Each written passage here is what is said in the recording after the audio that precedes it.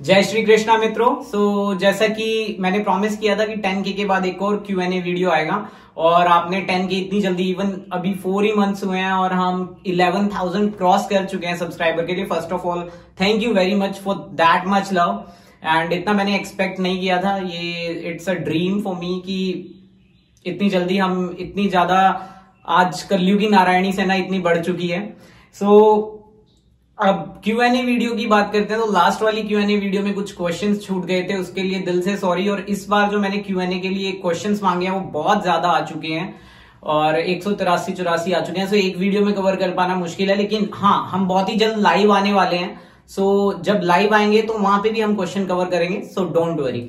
Okay, तो first question हम लेते हैं। ये कृष्ण कोटेचा जी जो हैं, कृष कोटेचा जी, इनका क्वेश्चन है कि what is the reason that Karna is shown as such a great person in the serial, please tell more about him. तो इन्होंने कर्ण के बारे में क्वेश्चन पूछा है कि उसको इतना ज्यादा ओवर पावर क्यों दिखाया गया है। इसके पीछे बहुत सारे रीजन है वैसे तो, क्योंकि अगर हम लें तो एवेंजर्स हिट किस वजह से हुई थी? एवेंजर्स हिट हुई थी उसके विलन की वजह से। अगर विलन पावरफुल ना हो तो कौन टीवी सीरियल देखेगा, राइट? अगर अर्जुन को हम ओवर पावर दिखा देंगे तो मतलब नहीं बनेगा कि हीरो को जीतना ही जीतना है। बट इन लोगों को ये बात समझनी चाहिए कि ये कोई राजा रानी की कहानी नहीं है या ये कोई एवेंजर्स मूवी नहीं है जिसमें हमें बैलेंस बना के चलना है। ये एक महाकाव्य है जो हमारा इतिहास है, उसके साथ छेड़छाड़ नहीं करनी चाहिए, राइट? और इसके पीछे और भी बड़े रीजन है। हमारा इंडियन कल्चर जो है काफी ज्यादा प्रभावित होना शुरू हो गया था, या कहना हम कह सकते हैं कि पतन की तरफ जाने लगा था जब लॉर्ड मैकॉले आए थे ड्यूरिंग द ब्रिटिश रूल। वो 1835 की बात है। उन्होंने इंडियन एजुकेशन सिस्टम में ही घुस गए थे वो लोग, और उन्होंने हमारे जो पुराण हैं, जो जितने भी हैं शास्त्र हैं, ग्रंथ हैं, उन सबके साथ छेड़छाड़ की और बहुत कुछ उनमें बदलाव कर दिए और अपना एजुकेशन सिस्टम इंट्रोड्यूस किया। आज भी हम हिस्ट्री की बुक्स में फ्रेंच रिवॉल्यूशन पढ़ते हैं, मुगल हिस्ट्री पढ़ते हैं, बट इंडियन हिस्ट्री आज भी लोगों को चंद्रगुप्त मौर्य, सम्राट अशोक, अब राजा हरिश्चंद्र, इनके बारे में कुछ नॉलेज नहीं है। लेकिन हाँ, फ्रेंच रिवॉल्यूशन पढ़ाया जा रहा है, मुगल हिस्ट्री पढ़ाई जा रही है, अकबर महान था। बट स्टिल अब मुगल हिस्ट्री ले लो तो उन्होंने क्या सिखाया है हमें कि सत्ता के लिए अपने भाई को कत्ल कर दो, अपने पिताजी को किले में बंद कर दो। तो आज हम लोग भी, जो बच्चा पढ़ेगा वही सीखेगा। आज हम लोग भी अपने रिश्तेदारों से लड़ रहे हैं, जमीन, 2 मुट्ठी जमीन के लिए हम एक दूसरे का कत्ल करने के पीछे आतुर हो जाते हैं। तो वही हमने सीखा। और फिर 1950 में जब हमारा कॉन्स्टिट्यूशन लागू हुआ तो एट दैट टाइम एक हीरो चाहिए था जो लोअर कैटेगरी को दिखा सके। बहुत ही दुखद बात है कि दलित वर्ग के साथ उस टाइम पे बहुत भेदभाव किया जाता था, तो उनको एक लीडर चाहिए था। तो उन्होंने उसका सबसे जो निकटतम कैंडिडेट माना वो कर्ण को माना। और कर्ण, जबकि सबको जो मेरे व्यूअर्स हैं उनको पता होगा कि कर्ण कोई लोअर कैटेगरी से बिलोंग नहीं करता था, लोअर वर्ण से बिलोंग नहीं करता था ना, लोअर उस टाइम कास्ट तो होती ही नहीं थी। तो कर्ण का जो इशू है वो यहां से क्रिएट हुआ। रश्मिरथी 1952 में आई। अब अगर किसी को काव्य की नॉलेज है तो उसमें एक अतिशयोक्ति अलंकार होता है। उसका एक बड़ा अच्छा एग्जांपल है कि हनुमान जी की पूंछ में लगन न पाई आग, लंका सारी जर उठी, निशाचर गए भाग। तो किसी चीज को बढ़ा चढ़ा के बोलना, तो वो बढ़ाते चढ़ाते इतना ज्यादा बढ़ गया कि आज सूर्यपुत्र कर्ण में कर्ण मेरे ख्याल से कृष्ण जी से भी ऊपर हो रहा है। और कल परसों एक मित्र ने हमारे कमेंट किया था कि सोन के बारे में आपका क्या ख्याल है। तो पहले तो क्योंकि मैंने सूर्यपुत्र कर्ण नहीं देखा है, तो पहले तो मेरा दिमाग ही हैंग हो गया कि ये सोन के बारे में मेरा क्या ख्याल है। मतलब क्या वॉरियर था, वो मर गया, शहीद हो गया, एक्चुअली वीरगति को प्राप्त हुआ युद्ध में ही, महाभारत का जब युद्ध लड़ा गया था। तो बट उसमें दिखाया कि सोन के गले में जो है पिघला हुआ स्वर्ण डाल दिया था। तो उससे पहले भी बहुत लोग हुए हैं, वाल्मीकि जी हुए हैं, उन्होंने वेदों का पठन करा था। महर्षि वेद व्यास, जो कि उनकी माता एक मत्स्य कन्या थी, तो वो भी निचले वर्ण से थे, बट उनके तो साथ तो ऐसा नहीं हुआ, तो स्वर्ण के साथ क्यों करते वो? तो ये टोटल फेक स्टोरी है, दंत कथाएं हैं। प्लस दंत कथाएं बनाने में हम बहुत ही आगे थे। हमने शिक्षा देने के लिए, मॉरल स्टोरीज बनाने के लिए कर्ण को ऊपर दिखाया। जैसे कि एक स्टोरी हम बताते हैं कि उसके अंतिम दान की कहानी, वो प्रॉपर, मतलब वो दंत कथा तो अगर कोई बुद्धिजीवी अपने दिमाग से सोचे कि अर्जुन ने जब अंजलि का अस्त्र का प्रयोग किया था तो कर्ण की गर्दन उड़कर, शीश उसका धड़ से अलग होकर गिरा था, तो कृष्ण जी कब गए, कब उन्होंने उसका, कर्ण गया, उसने अपनी गर्दन उठाई, फेविक्विक से जोड़ी, उसके बाद अपना दांत तोड़ के दिया। मतलब इस चीज का कोई लॉजिक नहीं है, ऐसी दंत कथाएं इन्होंने बना दी। तो उसको फेमस करने के लिए, सिर्फ इसलिए क्योंकि एक लीडर चाहिए था जो निचले तबके को रिप्रेजेंट कर सके। बट हम निचले तबके से अगर किसी लीडर को लेना था तो हम और भी बहुत से लीडर ले सकते थे, जैसे रविदास जी हुए हैं, संत रविदास जी, आज दुनिया उनको माथा टेकती है, तो उनको हम एक लीडर के रूप में ले सकते थे, ना कि हम अपने धर्म ग्रंथों से छेड़छाड़ करते। तो ये काफी बड़ा टॉपिक है, तो इस पे एक सेपरेट वीडियो बनाई जा सकती है, वो मैं बाद में देखूंगा। बट अभी हम नेक्स्ट क्वेश्चन की तरफ चलते हैं। तो ये है ये साहू जी का क्वेश्चन है कि प्रणिपात, हाय भैया प्रणिपात मित्र, you write beautiful poetry, so my question is that if you get the opportunity to write the script of any show, will you accept it or not? Actually मैं किसी शो की, अगर एपिक से related है तो मैं किसी show की स्क्रिप्ट नहीं लिखूंगा, क्योंकि महर्षि वेदव्यास से बड़ा कोई जो है राइटर नहीं हो सकता। तो जो उन्होंने लिख दिया वो बेस्ट है, उसके साथ छेड़छाड़ मत करो, सेम एज इट इज उस पे शो बनाओ, निसंदेह चलेगा। तो अगला क्वेश्चन है एनी ऑलवेज नियर यू का, which is the best Purana to read and from where we can get pure one? Actually pure one तो ऐसा है कि श्री कृष्ण जी, सौरभ राय जैन जी ने महाभारत सीरियल में एक बात कही है, श्री कृष्ण जी ने, कि मेघ गरजते हैं तब मयूर नृत्य करता है किंतु पपीहा रोता है। इसी तरह कही गई बात का उचित अर्थ केवल एक बुद्धिमान व्यक्ति ही ग्रहण कर सकता है। तो पुराण सभी प्योर हैं और पुराण सभी पवित्र हैं, सिर्फ हमारे बुद्धि और विवेक पे डिपेंड करता है कि हम उसका अर्थ क्या लेते हैं, राइट। गीता पढ़कर भी लोग मोह माया खत्म करने की बात करते हैं कि लेकिन मोह माया तो खत्म कर दो, लेकिन जीवन में करुणा लेके आओ, प्रेम लेके आओ, ये उसका मतलब है। हम सोचते हैं मोह माया खत्म होगी, और एक श्लोक है नैनन छिंदन्ति शस्त्राणि नैनन दहति पावक न चैनन क्लेदन्त्यापो न शोष्यति मारुतः। अर्थात आत्मा न शस्त्रों से छेदी जा सकती है, ना अग्नि में जलाई जा सकती है, ना जल उसे दुर्बल कर सकता है, ना ही पवन उसे सुखा सकती है। इट मीन्स ये नहीं कि मैं जाके लोगों का मर्डर करने लगूं कि आत्मा तो मर ही नहीं सकती। इसका मतलब ये है कि हम विलाप ना करें, अगर हमारे प्रियजन जा रहे हैं तो उनको इस मृत्यु लोक से मुक्ति मिल रही है, विलाप ना करें, कर्म प्रधान है, कर्म पर फोकस करें। तो इसका मतलब ये है, इन चीजों पे ध्यान देना कि हम कुछ और ही मतलब उसका ले लें। तो हर चीज से एक अच्छा मतलब ग्रहण करें, कोई धर्म की तरफ चले, अधर्म की तरफ नहीं। तो ये इन चीजों का ये मतलब है। और अगर आप पुराण पढ़ना चाहते हैं तो बेस्ट पुराण मेरे हिसाब से विष्णु पुराण अगर आप पढ़ें तो उसमें बहुत कुछ जानने को मिलेगा। विष्णु पुराण में आपको विष्णु के अवतारों के बारे में जानने को मिलेगा, और हर अवतार एक ना एक सीख देके जाता है। तो आपको विष्णु पुराण मेरे हिसाब से पढ़ना चाहिए। अब नेक्स्ट क्वेश्चन की तरफ आते हैं, जो है from where do you get motivation to write such great poems? मेरे को आपसे ही जो है मोटिवेशन मिलता है पोएम्स लिखने का, जब आप अच्छे अच्छे कमेंट्स करते हैं, और कहीं कहीं तो कमेंट्स में बुरा भला कह के जाते हैं, उनसे भी मोटिवेशन मिलता है। उनको भी मैं पॉजिटिवली लेता हूं कि यार नहीं, ये जिज्ञासु है व्यक्ति, इसकी जो जिज्ञासा है उसको खत्म करो, इसके प्रश्नों का उत्तर दो। तो मुझे आपसे ही मोटिवेशन मिलता है। say something for those people who support the negative character of Mahabharata and defame महानायक अर्जुन एंड श्री कृष्ण। ओके, तो ये अंकित सिंह जी हैं, इनका प्रश्न है कि जो डिफेम कर रहे हैं अर्जुन और श्री कृष्ण को, उनके लिए आप क्या कहना चाहेंगे? तो उनके लिए मैं यही कहना चाहूंगा कि वैसे मैं कुछ नहीं कहना चाहूंगा, क्योंकि मानसिक रूप से बीमार व्यक्तियों के निंदा करना मेरे संस्कारों में नहीं है। तो बेचारे मानसिक रूप से बीमार हैं, हम सिर्फ नारायण से प्रार्थना करेंगे कि हे नारायण इनको जल्दी से स्वस्थ कर दें, यही हमारी कामना है। तो नेक्स्ट क्वेश्चन है रजत शर्मा जी का, भाई what are you think about your future, about your poetry career and your poetry are fabulous, keep writing bro. Thank you very much पहले तो रजत भाई, और मैं इसका आंसर ये देना चाहूंगा कि मैंने कभी पोएट्री लिखने का सोचा नहीं था, अनलेस अनटिल मेरे कुछ मित्र हैं, हैप्पी, मनीष और बंटी, ये मेरे काफी अच्छे मित्र हैं। तो ये कर्ण के काफी बड़े फैन थे, तो मैं इनको समझाता था कि कर्ण जो था अद्भुत योद्धा था, नो डाउट, युद्ध कौशल में महान था, बट अर्जुन जो था वो अलग लेवल का वॉरियर था, जिसने अपने धनुष की नोक से भगवान शिव को खींच दिया, वो किस लेवल का वॉरियर होगा। बट इन्होंने मेरे को एक दिन बोल दिया कि अगर अर्जुन इतना ही महान था तो उस पर किसी ने कविता क्यों नहीं लिखी। तो बस वो मेरे दिमाग में पिंच हो गई कि नहीं यार, अब अगर मुझे इस चीज की नॉलेज है तो मुझे सबको बताना चाहिए कि अर्जुन किस लेवल का वॉरियर था। तो मैंने वहीं से ये पोएम लिखनी स्टार्ट की। मेरा कोई पोएट्री का मकसद नहीं था, बट अब आपने इतना प्यार दिया है तो हाँ, मैं आगे इसको कंटिन्यू कर रहा हूँ। प्लस मुझे बड़ा अच्छा लगता है कि आप जो हैं मुझसे आगे प्रश्न करते हैं और मुझे बड़ी खुशी होती है जब मैं उनके उत्तर देता हूं। तो मैं इसको अभी तो यहीं तक कंटिन्यू रखूंगा, आगे देखते हैं आगे जहां नारायण की इच्छा।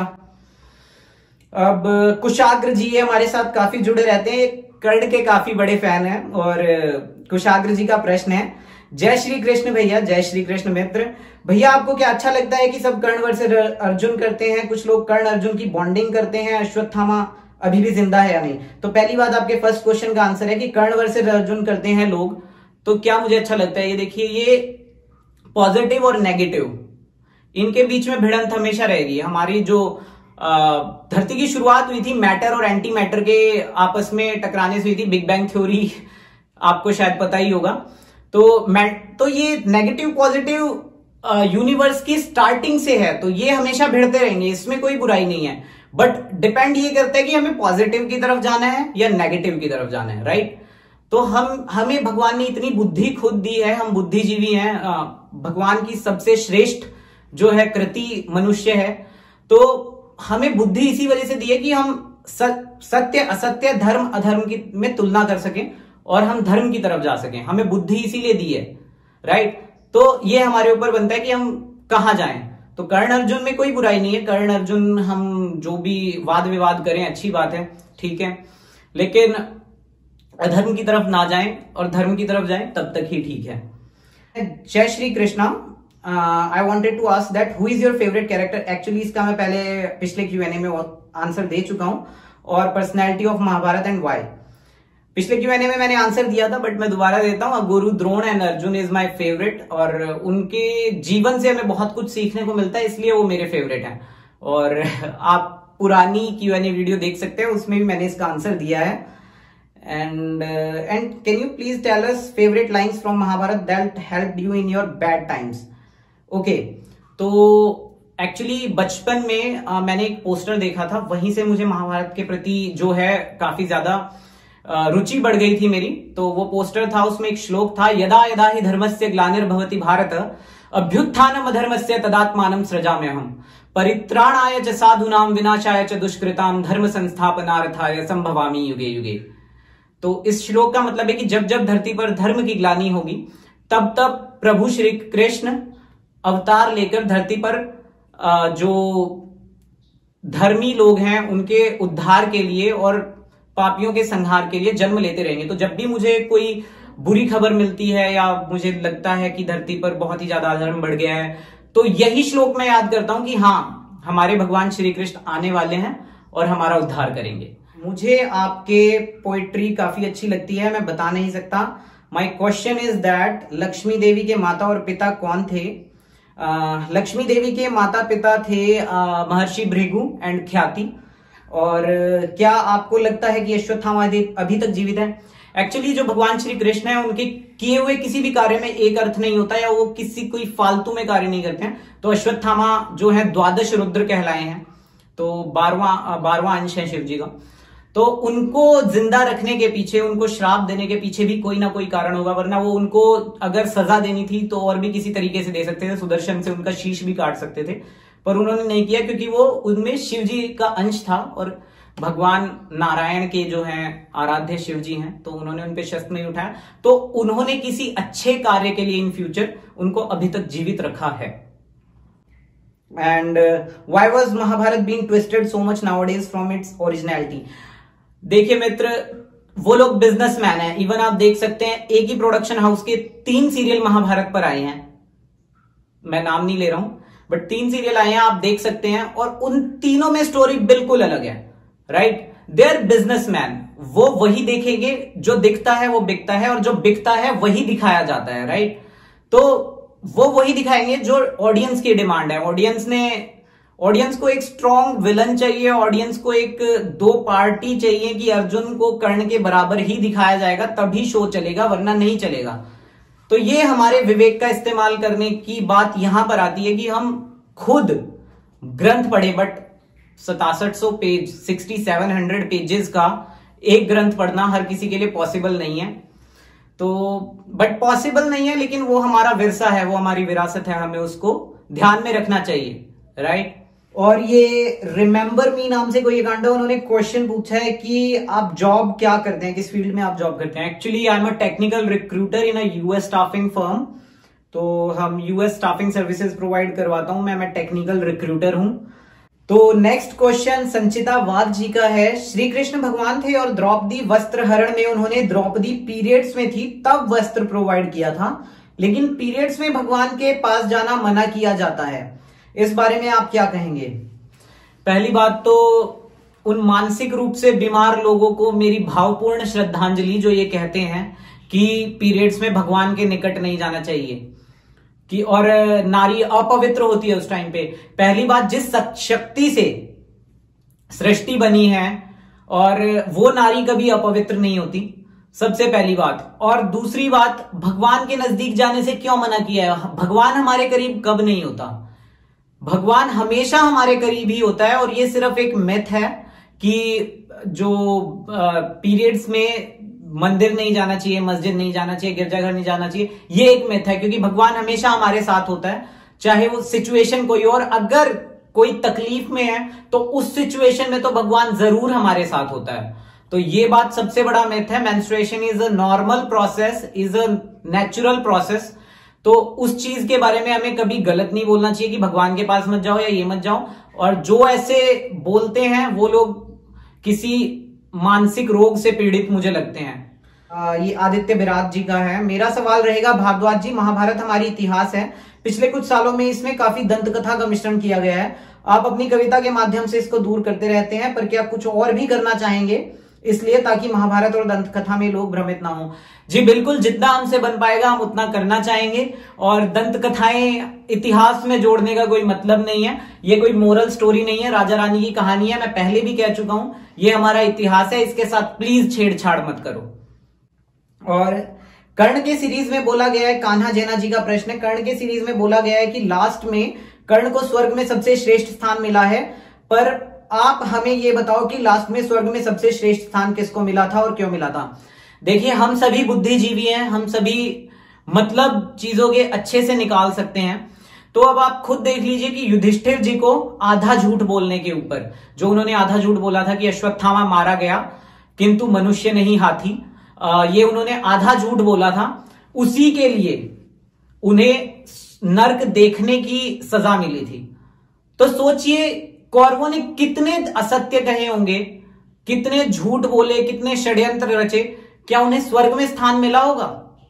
ये आपका अपनी सोच, अपने विवेक का इस्तेमाल करके आप ये अंदाजा लगाइए। और हाँ, ये स्टोरी सही है कि युधिष्ठिर जी को नर्क में पांडव मिले थे, बट बाद में धर्मराज थे वो, तो उनको बताया गया था कि ये जो आपने एक जो आधा झूठ बोला था उसके लिए आपको नर्क देखने की सजा मिली थी। और जब आगे बढ़े थे युधिष्ठिर जी के पहुंचने से पहले नर्क का वातावरण शांत होता चला गया था, और वो जो एक इल्यूजन क्रिएट किया गया था उनको आधे झूठ की सजा देने के लिए, वो बंद हो गया था और वो दोबारा से स्वर्ग में दिखाई देने लगा था, राइट। और ये नेक्स्ट क्वेश्चन है रूपक साहा जी का, what you view on Mata Kunti leaving Karna in river Ganga. So basically इनका क्वेश्चन है कि आपका इस पे क्या विचार है कि माता कुंती ने जो कर्ण को गंगा में छोड़ दिया था, और अगर उस समय जात पात जैसा कुछ नहीं था तो कर्ण ने परशुराम को झूठ क्यों बोला कि वो ब्राह्मण है। सो भगवान परशुराम ने एक व्रत लिया था अपने शस्त्र त्याग करने के बाद कि वो सिर्फ शिक्षा ब्राह्मण, कोई अगर योग्य ब्राह्मण उनके पास आएगा तो उसे ही शिक्षा देंगे। तो कर्ण ने जाकर झूठ बोला कि वो ब्राह्मण है, जबकि वो सूत था।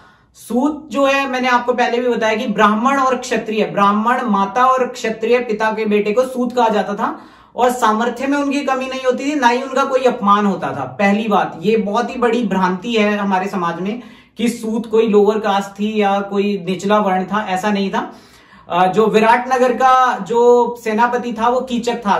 अगर एक सूत सेनापति हो सकता है तो मैं नहीं मानता कि उनके साथ अपमान का व्यवहार होता होगा। और उसकी बहन जो वहां की रानी थी वो भी एक सूत पुत्री थी, विराट की रानी। तो ऐसा कुछ नहीं था, सिर्फ उन्होंने अपना जो व्रत लिया था परशुराम जी ने वो तोड़वा दिया था कर्ण ने, जिस वजह से उसको विद्या भूलने का जो है श्राप मिला था। विद्या भी नहीं भूलने का कहेंगे, ब्रह्मास्त्र सिर्फ भूलने का, क्योंकि ब्रह्मास्त्र एक बहुत ही पवित्र अस्त्र है और वो झूठ के सहारे नहीं रह सकता। कोई झूठ बोलकर उसे प्राप्त करे तो वो उसका साथ कभी नहीं देगा। तो सिर्फ श्राप ये था कि ब्रह्मास्त्र भूल जाएंगे। और बस, और सेकंड क्वेश्चन की जो रिवर गंगा में माता कुंती ने कर्ण को बहा दिया था, तो वो कर्ण के खुद के भले के लिए, क्योंकि उस समय के समाज में या अभी भी आजकल कई जगह ऐसा है कि अगर कोई कुंवारी लड़की माता बन जाती है या बच्चे को जन्म देती है, तो उस बच्चे को भी और उस माता को भी बहुत ही बुरी दृष्टि से हमारे समाज में देखा जाता था उस वक्त। तो ये काफी, तो उसके बच्चे के भविष्य की चिंता में माता कुंती ने ऐसा किया कि उसको गंगा में बहा दिया, प्लस अपने पूर्वजों की जो उनकी साख थी वो भी ना मिटे, इसलिए उन्होंने ऐसा किया था। तो और लोग कहते हैं कि माता का वात्सल्य नहीं मिला था कर्ण को, ऐसा नहीं है। राधा माता थी, उन्होंने उसे अपने बेटे की तरह ही पाला था। अगर आपको लगता है कि कर्ण को माता का वात्सल्य नहीं मिला था, तो फिर आपको ये भी पता होना चाहिए कि माता माद्री नकुल और सहदेव को छोड़कर सती हो गई थी। तो इट मीन्स कि माता का प्रेम तो नकुल और सहदेव को भी नहीं मिल पाया, बट उनके बारे में किसी को बात नहीं करनी है, क्योंकि हमें तो कर्ण को ग्लोरीफाई करना है, राइट। और भगवान श्री कृष्ण भी जब बिल्कुल उसी टाइम जन्म लेते ही उनको देवकी से माता यशोदा के पास भेज दिया गया था। और सब जानते हैं कि आज भी माता यशोदा को कृष्ण की माता माना जाता है, कितना प्रेम करती थी माता यशोदा। तो ऐसा नहीं है, जरूरी नहीं है कि अगर जननी का प्यार नहीं मिला है तो कर्ण को राधे माता ने भी उतना ही प्यार दिया था जितना शायद माता कुंती भी ना दे पाती, राइट। तो मित्रों, आशा है कि मैं आपके क्वेश्चंस के अच्छे से आंसर दे पाया हूंगा, और जो प्रश्न रह गए हैं उनके मैं हम बाद में दे देंगे। और thank you once again for 11,000 subscribers. And ऐसे ही हम आगे से आगे Q&A वीडियोस लाते रहेंगे। बहुत ही जल्द हम लाइव भी आएंगे, और जो कुछ प्रश्न हैं उनके आंसर मैं लाइव भी दे दिया करूंगा। तो जय श्री कृष्णा मित्रों, टिल द नेक्स्ट वीडियो।